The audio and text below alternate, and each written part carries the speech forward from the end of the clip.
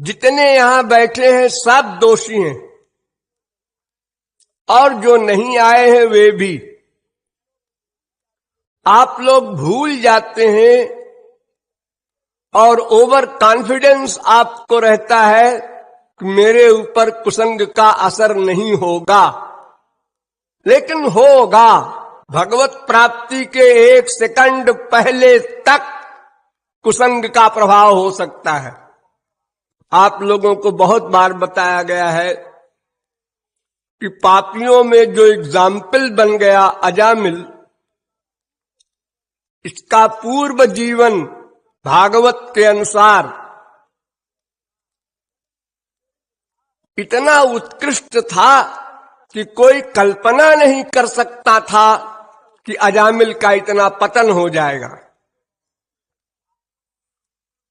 भागवत में उसके लिए लिखा है दांता, जितेंद्रिय था, सदाचारी था, शास्त्र वेद का विद्वान था, तत्वज्ञ था, नम्र था। जितने गुण दैवी होते हैं सब उसमें थे, लेकिन एक क्षण के कुसंग ने उसको पापियों के एग्जाम्पल बना दिया। इतना पतन हुआ। फिर आप लोग किस खेत की मूली हैं, किस दावे से सोचते हैं कि हमारे ऊपर कुसंग का असर नहीं होगा? भूल जाते हैं आप लोग। कोई संसार की बातें करने लगा, किसी की निंदा करने लगा तो आप लोग सुनने लगते हैं। सुनना सिद्ध करता है कि आपका अंतःकरण अत्यंत दूषित है, गंदा है। आप भगवत प्राप्ति नहीं चाहते, ये सिद्ध है। देखिए, आप खाना खाते हैं, अगर चावल में एक कंकड़ आ गया दांत के नीचे तो आप तुरंत चबाना बंद करके उस कंकड़ को निकाल के बाहर फेंक देते हैं। और आप आत्म कल्याण के लिए साधना करते हैं, किसी के अनुगत होकर, और ये भूल जाते हैं कि हम सारे कंकड़ खाए जा रहे हैं, ये पेट में जाकर क्या करेंगे? सुनते हैं कुसंग, दूसरों की निंदा सुनते हैं, फिर मानते हैं। उसके वाक्य को ऐसा मानते हैं जैसा गुरु के वाक्य को भी नहीं मानते। फेक कर लेते हैं, विश्वास कर लेते हैं, जबकि आप जानते हैं वो भी अल्पज्ञ है, आप भी अल्पज्ञ हैं। जब तक अंतर्यामी कोई न हो तब तक किसी के विषय में कोई कुछ भी कहेगा तो सही नहीं कह सकता। केवल भगवान और महापुरुष ही किसी की स्थिति को ठीक ठीक समझ सकते हैं। अगर इसके पहले कोई दावा करता है कि मैं भी समझ सकता हूं तो उसके समान पागल कोई नहीं है, और उसका पतन निश्चित होगा, आज नहीं कल।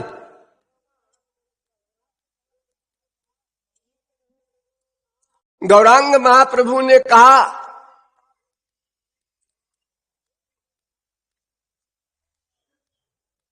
हेन कृष्ण नाम लाए बहुबार,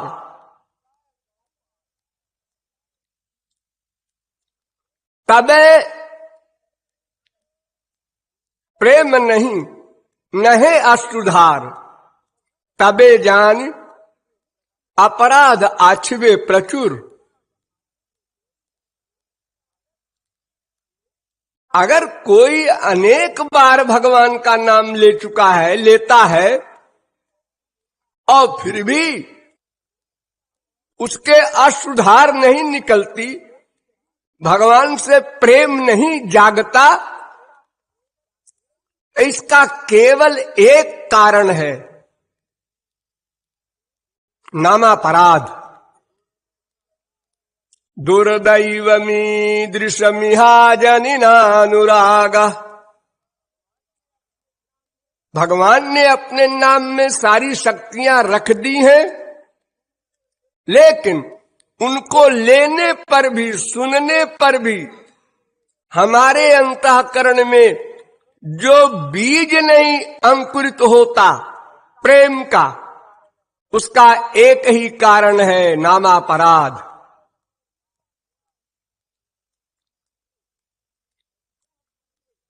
सुनना, बोलना, यही दो डेंजर है।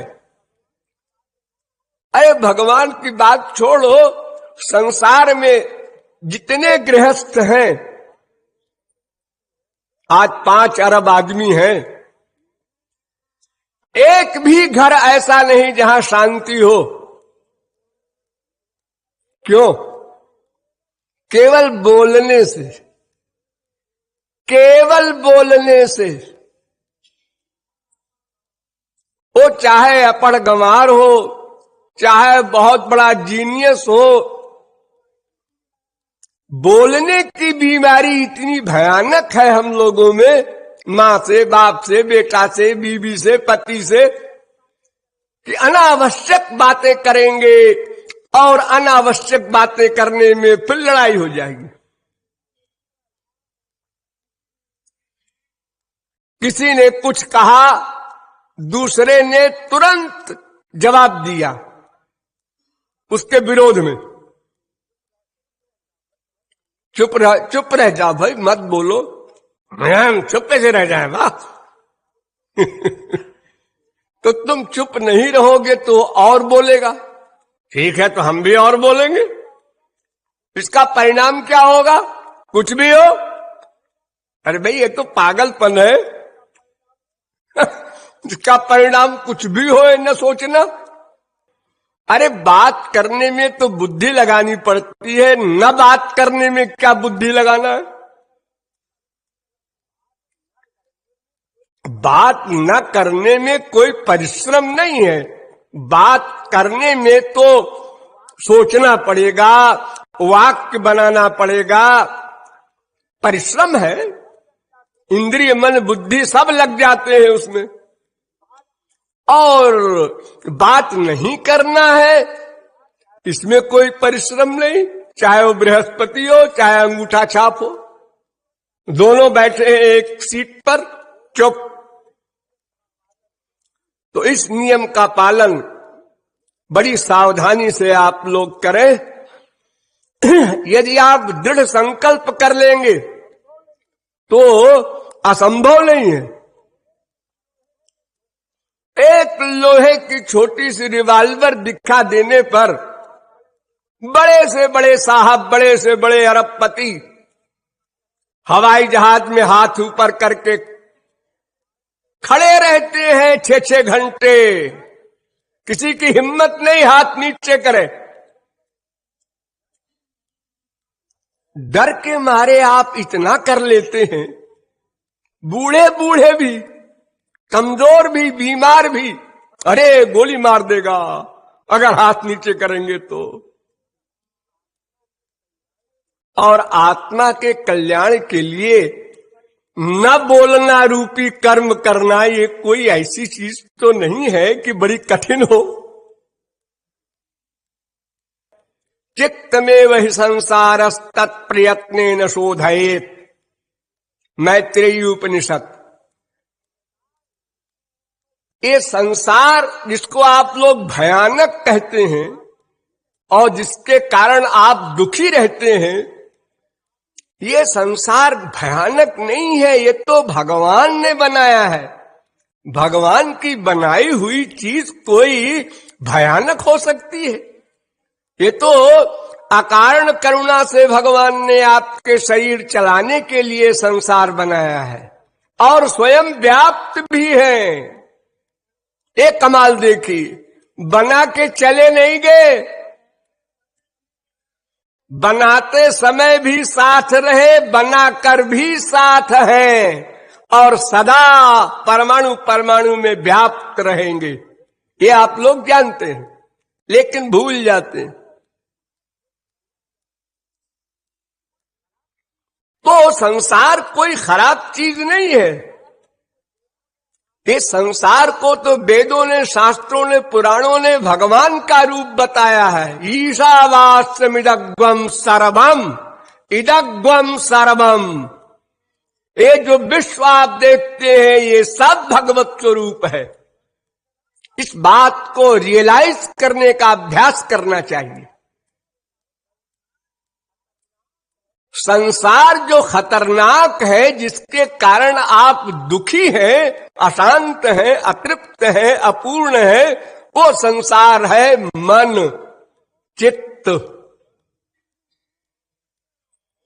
वो अशुद्ध है, गंदा है, घोर गंदा है। उसको शुद्ध करना है। बस एक काम, संसार की ओर दृष्टि मत डालिए बुरी, इसमें व्याप्त भगवान को मानिए और भगवान का बनाया हुआ मानिए। या तो फिर आप ये मानिए कि भगवान नाम की कोई खफती पर्सनैलिटी है, उसने गंदा संसार बना दिया। और अगर आप कहते हैं भगवान सर्वज्ञ, सर्वदृष्टा, सर्वनियंता, सर्वसाक्षी, सर्वसुहृत, सर्वेश्वर, सर्वशक्तिमान, अकारण, करुण आदि अनंत गुण गणों से युक्त है, तो फिर भगवान का बनाया हुआ संसार भी उसी प्रकार का है जैसे भगवान है। कोई गड़बड़ नहीं। इसी संसार में भगवान भी आते हैं, महापुरुष भी आते हैं। वो तो संसार से दुखी नहीं होते, हम क्यों होते हैं? ये हमारा जो मन है, चित्त है, ये गड़बड़ है, इसको ठीक करना है। तो साधना मन को करना है, साथ में इंद्रियां भी लगी रहे, अच्छा है, लेकिन इंद्रियों की साधना साधना नहीं है। मेरा तात्पर्य ये कहने का है कि आप लोग इस धोखे में न रहे कि हम भगवान नाम कीर्तन केवल करें, मन कहीं भी रखें तो हमको गोलोक में सीट मिल जाएगी। उपासना, भक्ति, साधना मन से ही करनी होगी, ही लगा देना। अब इंद्रियों से भी यहां भी लगाओ, कर सकते हो, क्योंकि वो हेल्पर है, सहायक है। देखो, संसार में अपने बाप को, मां को, बेटे को, पति को, बीवी को, किसी को कोई बुलाता है, रमेश। कौन है रमेश? मेरा बाप है, मेरा बेटा है, कोई है, प्रिय है। तो रमेश आ जाता है। हाँ तो जाता है, लेकिन ये बताइए कि रमेश शब्द कहने के पहले आपने क्या किया? रमेश इस उच्चारण के पहले भी आपने कुछ वर्क किया क्या? नहीं तो किया है। किस काम के लिए बुला रहे हो ये सोचा है, और किसको बुला रहे हो ये भी सोचा है। रमेश की शक्ल पहले दिमाग में आ गई, बाद में उसका नाम लिया। और कभी कभी शक्ल आ जाती है और नाम भूल जाता है, तो आप कहते हैं अरे भाई उसको बुलाओ, वो आया है ना वहां बंबई से, वो जो रिक्शा चलाता है, उसका क्या नाम है? नाम भूल गए। नाम भले ही भूल जाए आप, लेकिन उसका स्मरण पहले करते हैं। ऐसे ही हम जो भगवान का नाम कीर्तन, गुण कीर्तन, लीला कीर्तन आदि करते हैं, स्मरण मन से, ये पहला काम। जप करो, पाठ करो, पूजा करो, ध्यान करो, कुछ भी करो, स्मरण नंबर 1। देखिए, भक्ति तो बहुत प्रकार की है।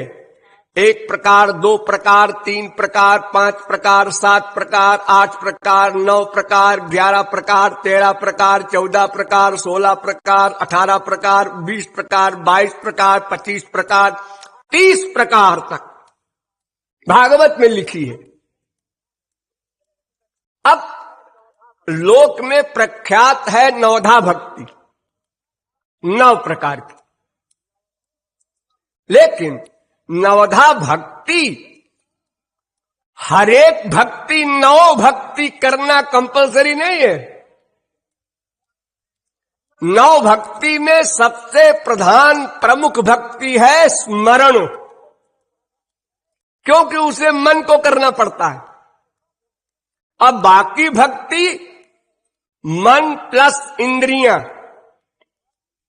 जैसे श्रवण है, अब इसमें कान भी आया मन भी आया, 2 आए। कीर्तन, इसमें वाणी भी आई मन भी आया, 2 आए। पाठ, इसमें भी वाणी आई मन आया। अर्चन, इसमें भी हाथ चला पूजा करने और मन चला। बंधन, इसमें भी शरीर दंडवत हुआ और मन का सरेंडर भी हुआ। दास्य, सख्य, जितनी भी भक्ति है, बहिरंग प्लस अंतरंग मिलकर होती हैं। लेकिन स्मरण अकेला है, और वो स्मरण अगर निकाल दो तो बाकी जितनी 8 भक्ति है वो 0 में गुणा है। मनेर स्मरण प्राण, जैसे प्राण निकल जाता है तो शरीर शव हो जाता है, मुर्दा हो जाता है।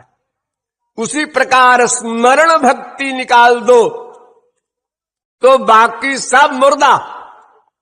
दिन रात पूजा किया करो ठाकुर जी की, और मक्कारी की बात सोचा करो। अरे बड़ा भक्त है जी, सवेरे से लेके 8 घंटे लगा रहता है मंदिर में पुजारी। लेकिन वो पुजारी क्या सोचता है? देखो साला करोड़पति 1 पैसा चढ़ा के गया है, ये गाली दे रहा है। अरे उसकी 1 पैसे की श्रद्धा है तो आप क्यों परेशान हो रहे हैं? अजी ऐसे में पुजारी बनूंगा, 1-1 पैसा लोग देंगे तो हो चुका। फिर तो मैं ऐसी पूजा नहीं करता, ऐसे मंदिर में नहीं रहता। ऐसे मंदिर का पुजारी रहूंगा जहां खूब भेंट चढ़े, डेली रसगुल्ला आवे। तो अगर ऐसी हमारी मनोदशा रहेगी तो ऐसे अर्चन से भगवान तो खुश नहीं होंगे, संसार भले ही हो जाए। इसलिए नंबर 1 स्मरण, सर्वश्रेष्ठ भक्ति। नंबर 2 कीर्तन। गौरांग महाप्रभु ने संकीर्तन को नवधा भक्ति में सर्वश्रेष्ठ कहा है। वो इसलिए कहा होगा कि जब कीर्तन करेगा तो कुछ न कुछ स्मरण तो करेगा ही। जब बार बार बोलेगा राधे राधे, तो राधे कौन है ये सोचना पड़ेगा। वास्तविकता ये नहीं है, संकीर्तन श्रेष्ठ नहीं है। संकीर्तन तो हेल्पर है केवल, क्योंकि संकीर्तन का अर्थ है नाम लीला गुणादि नाम उच्चैर भाषा तु कीर्तनम। भगवान के नाम को, गुण को, लीला को उच्च स्वर से गाना, उसका नाम कीर्तन। देखो हमारे देश में तमाम जागरण होते हैं आजकल, और जागरण में शराब पी पी करके आते हैं लोग, बाहर के पैसा दे के बुलाए जाते हैं, और रात्रि जागरण होता है। अनेक प्रकार के अंड बंड गाने भी उसमें होते हैं, और कुछ अपना नाम भी होता है, भगवान का कीर्तन भी होता है। लेकिन वो करने वालों का लक्ष्य क्या है? तो भगवान केवल अंतःकरण के आइडियाज नोट करता है, ये नोट रखना हमेशा। वो क्रिया नोट करता ही नहीं। आपने क्या किया इंद्रियों से, ये नोट नहीं करता, नोट ही नहीं करता। करोड़ों मर्डर कर डाला अर्जुन ने, हनुमान ने, बड़े बड़े महापुरुषों के दादाओं ने, भगवान ने नोट ही नहीं किया। उसने मन से क्या किया? तस्मात् सर्वेषु कालेषु मामनुस्मर, निज प्रभुमय देखहि जगत, सिया राम मैं सब जग जानी। उसकी भीतर की स्थिति ये है, बाहर से वो हजारों मर्डर करे, लंका जला दे, गुनाह भीतर से होता है। हमारी दुनियावी गवर्नमेंट में भी कानून बना हुआ है कि अगर उसकी मंशा है, चोरी की मंशा है, मर्डर करने की, तब दंड देना उसको। अगर मंशा नहीं है तो उसका नाम एक्सीडेंट, बाई चांस हो गया, मंशा नहीं थी। उसने गोली मारा, देखिए साहब मेरे हाथ में लगी है, फिर मैंने कुछ नहीं था, मैंने एक घूंसा मार दिया उसके पेट में, पता नहीं कहां जाके लगा कि वो मरी गया। तो डिफेंस में हमने घूंसा मारा, क्या गुनाह किया? तो कोर्ट कहती है कोई गुनाह नहीं, तुम बरी किए जाते हो। और जिसका बाप मरा वो कहता है अरे साहब क्या करते हैं आप, मेरे बाप को मार डाला, मेरे बेटे को मार डाला और आप बरी कर रहे हैं। अरे भाई इसने मारा का मतलब मार डालने की मंशा नहीं थी, इसने तो डिफेंस में केवल एक घूंसा मारा है, बेचारे के पास छुरा चाकू भी नहीं था। तो जब एक गोली चला रहा है तो एक घूंसा भी न मारे ये तो ठीक बात नहीं है, इसलिए निर्दोष है। और संसार में तो तमाम घपड़ सपड़ चलता रहता है, लेकिन भगवान के यहां तो भगवान भीतर बैठकर प्रतिक्षण हमारे आइडियाज नोट करते हैं, और किसी का न बयान सुनते हैं, न किसी की गवाही लेते हैं, न कोई कर्मचारी लगाते हैं। अनंत महापुरुष भगवान के पास हैं, लेकिन ये वर्क स्वयं करते हैं। वो एको देवः है एक, लेकिन सर्वभूतेषु गूढ़ः, सबके भीतर अनंत रूप धारण करके बैठ करके स्वयं ये वर्क करते हैं। वो कहते हैं भाई अपने बेटे का मामला है, नौकर को लगाना ठीक नहीं, हम खुद करेंगे। क्योंकि भगवान पर आमतौर से नास्तिक को भी डाउट नहीं, जो जिसने भगवान को मान लिया उसको ये डाउट नहीं कि भगवान ने अन्याय किया। भगवान के यहां भाई भले ही देर हो जाए अंधेर, चलो भाई तुम हमको सत्ता लो, हमारा तुम्हारा फैसला भगवान के यहां होगा, माने मरने के बाद होगा। ये फेथ है हर एक को, घसियारे को भी, क्योंकि भगवान का कोई स्वार्थ नहीं कि भगवान अन्याय करे। अन्याय तो तब कोई करता है जब उसका अपना कोई राग हो, द्वेष हो, कुछ पाना हो, कुछ खोने का भय हो, तब तो अन्याय करे। इसलिए नंबर 1 स्मरण, नंबर 2 कीर्तन, नंबर 3 श्रवण। ये कान जो है ये बड़े कमाल का है, सर्वनाश के लिए भी और भगवत प्राप्ति के लिए भी। इस कान में जितना भगवत विषय चले लगातार, भरहि निरंतर हो ही न पूरे, जिनके श्रवण समुद्र समाना अगाध। वास्तविक संत से, वास्तविक रसिक से भगवत विषय सुनना, लगातार सुनना, जितना मिल सके सुनना। तो स्मरण, कीर्तन, श्रवण, ये 3 भक्ति सबसे प्रमुख है, लेकिन उन दोनों में भी, श्रवण और कीर्तन में भी स्मरण कंपलसरी है।